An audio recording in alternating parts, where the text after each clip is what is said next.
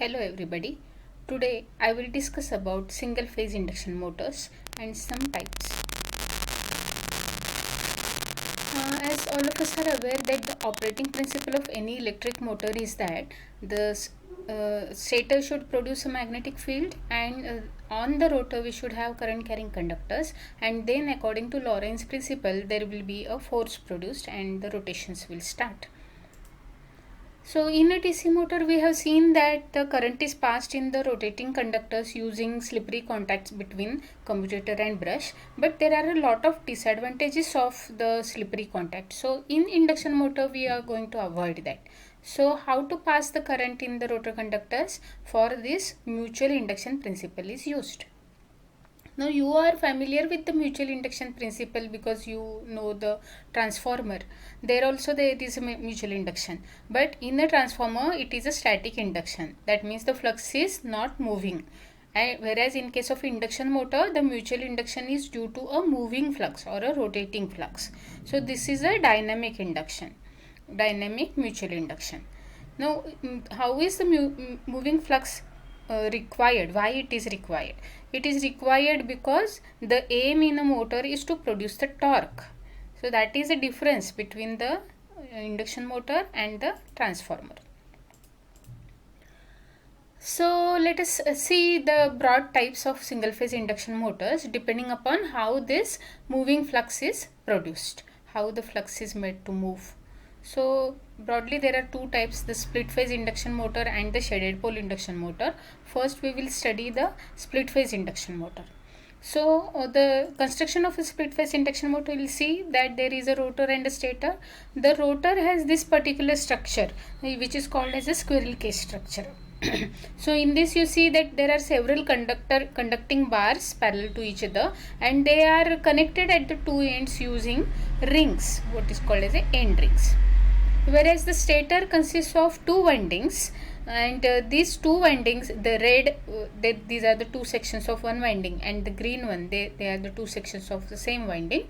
So there is a positional difference between the two windings, and when we pass the AC current in these two windings, there should be a phase difference between these two currents.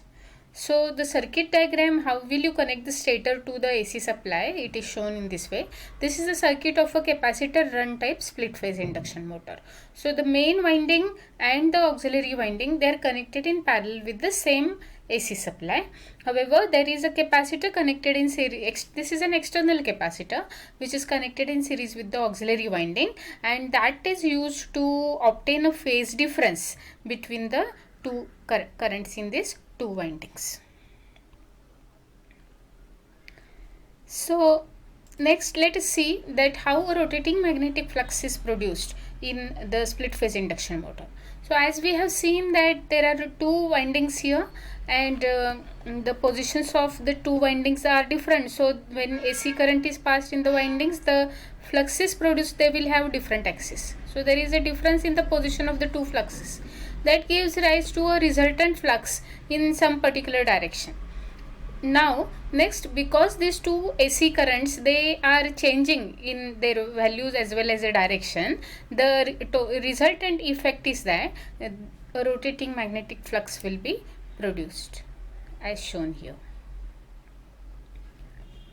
Speed of this rotating magnetic flux is called as a synchronous speed, and that depends upon the frequency of the supply. It is given as 120 F upon P, where P is called as a stator poles. Although there are no projecting poles as in case of DC motor here, still this is behaving as a magnet, isn't it? So this particular example was given assuming that there are two poles here. So actually the number of poles, that depends upon the design of the stator winding. So this is how a rotating magnetic flux is produced. Now what next? How does this rotating magnetic flux give rise to a torque? We will see that. So there are two parts here, two phenomena occurring. First of all, there is induction in the rotor conductors. As I said that because this rotating magnetic flux, it is moving, there will be the flux linkages with the rotor conductors, they will change. So there will be a dynamically induced EMF here. So that direction of the EMF you can easily obtain using the Fleming's right hand rule. in this particular example we assume that the flux direction is upwards and flux is moving clockwise. So in other words, the relative movement of the conductor is anti-clockwise, because for Fleming's right hand rule you need the movement of the conductor, direction of that movement. So now apply the Fleming's right hand rule and you will realize that the current or the EMF induced in this current conductor is going into the plane. Okay, so now these conditions necessary for production of torque are completed. That means the stator is producing a flux and the rotor is conducting a current. So next what happens is there is a mechanical force developed, and that direction of the force is obtained using Fleming's left hand rule. As you can see here, the stator flux is upwards and the rotor conductor is carrying current into the plane. So now apply the Fleming's left hand rule and you will see that the mechanical force is obtained in this rightwards direction. So that will give rise to a clockwise torque. So the rotor will start rotating in a clockwise direction. Have you noticed one thing, that the direction of rotation of the rotor is same as the direction of rotation of the RMF. That means rotor tries to catch up the rotating flux. However, the speed of the rotor never becomes equal to the speed of the RMF. This is one again special feature of the induction motor. And then the difference between these two speeds is called as a slip speed. Slip is in fact defined as the slip speed expressed as a fraction of the speed of the RMF. So ns minus n upon ns, that is the expression for the slip. Now torque produced by such a split phase induction motor is actually proportional to the product of the magnitude of the current in the main winding, magnitude of the current in the auxiliary winding, the second winding, and the sign of the phase difference between these two currents. So in case of a capacitor type motor, you will see that the capacitor current or auxiliary winding current leads the supply voltage and the main winding current lags the supply voltage. So there is a sufficient angle, there is a large angle between these two currents, and sine of phi will be nearly equal to 1. So capacitor type motor produces medium to high torques as compared to other subtypes of single phase induction motor. Like if instead of capacitor you connect a resistance here, that would be called as a resistance type induction motor, and in such motor the value of phi will be very, very small. So as compared to the other subtypes, I am telling that the torque produced by this capacitor type induction motor is large. Next, let us see two more facts, that the speed of the induction motor is almost constant. It doesn't depend upon the load. And finally, you can reverse, in such a case you can reverse the direction of rotation of the motor just by reversing the connections of the main winding, or by connecting the capacitor in series with this winding instead of this. So by interchanging the roles of these two windings also you can reverse the rotation. Now this is yet the second type of single phase induction motor. It is shaded pole induction motor. So this is a very simple construction because it has only one winding. There is no concept such as two windings distributed with position difference, etc. Nothing like that. This looks just like a transformer, isn't it? And this is a structure of a two-pole shaded pole motor. So you see that this portion behaves as one pole and this portion behaves as other pole. And the rotor, of course, rotor is similar to the squirrel cage rotor which was used in a split phase induction motor.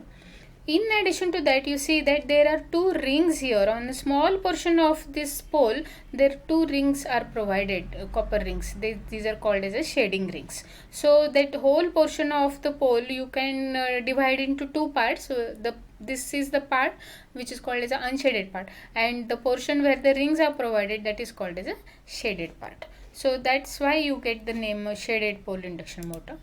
This is the diagrammatic view of the shaded pole induction motor. So this over a small part of the pole, this shading ring is used here. Now as before, for the movement of the flux in this motor, actually two fluxes are necessary with different positions. Now how they are obtained in case of a shaded pole induction motor? See that basically the flux produced by this winding, you can treat it as this flux is split up into two components. One component is in the unshaded region of the pole and other component is in the shaded region of the poles. So effectively there are two fluxes now. Okay, one in under the shaded region and one under the unshaded region, and then due to the effect of the shading ring, which is actually acting as a secondary to this primary coil, you will see that there is a small phase difference between the flux in this region and the flux in this region. So now both these requirements are satisfied, that is two fluxes with different positions and a phase difference between these two fluxes. They are satisfied because of this particular shading arrangement, and that gives rise to a moving flux. Of course, this is linearly moving. It tends to move from the unshaded region to the shaded region as depicted on this particular diagram here. So even in the shaded pole induction motor, the phenomenon of producing the torque will be similar to that of the split phase induction motor. Now basically these two types of motors, they differ in their performance in this particular way. As I said, that capacitor type motor gives you a high torque as compared to the torque given by the shaded pole motor, and it can be designed for high power also. Of course, nowadays you have shaded pole motors, exceptional cases you can get high power, but in general capacitor motor is used for high power applications and shaded pole motor is used for small power applications. As far as speed is concerned, both work on the induction principle and their speed is constant. It doesn't change with the load much. However, you can reverse the direction of the capacitor type motor and you cannot reverse the direction of the shaded pole motor. The reason is that in shaded pole motor, the flux movement will be always from the unshaded region to the shaded region. So in this particular case, the flux will always move in this particular direction, irrespective of whether you reverse the connections of the coil or not. The flux movement will be always from unshaded to the shaded region, and that rotor will follow the RMF, so you cannot reverse the direction of the flux and direction of the motor. So let us see now the applications. The capacitor type motor is widely used in fans, pumps, compressor, lathes, etc. Actually, you name any application and you may say that the capacitor type motor can be used for this application. They are very widely used motors. One more important fact is that because you are using this capacitor there, power factor improvement also simultaneously takes place. So power factor of this motor is good. Whereas shaded pole motors are used in small sized applications such as exhaust fans, table fans, blowers, timers, portable projectors, etc. The drawback of shaded pole motor is that its power factor is poor. But however, the advantage is that it is simple in construction. Before ending, I will like to tell you that I have not discussed about the induction motor where a switch is used in series with the auxiliary winding. Because see, earlier I told you that the torque developed by the induction motor, it is developed only if there is a rotating magnetic field. That is what I stated. Actually, this was partially true because rotating magnetic field is necessary to start the motor. It is necessary only in the beginning, and once the motor reaches a good speed, there is no need of the second winding. The motor can even run on only one winding. That means the split phase induction motor can run even on one winding. That was the requirement. So in some motors, what it is done is that the auxiliary winding is disconnected after some time, and there are own advantages of doing such thing there. Let us not discuss that, but just remember that in some motors you will find that there is an automatically opening switch provided in this particular path, which opens once the rotor catches up a sufficient speed. The switch opens automatically. So I have not discussed that type of motor in detail here. I have discussed only the capacitor run type motor and shaded pole induction motor. So that is all I want to tell you. Thank you so much.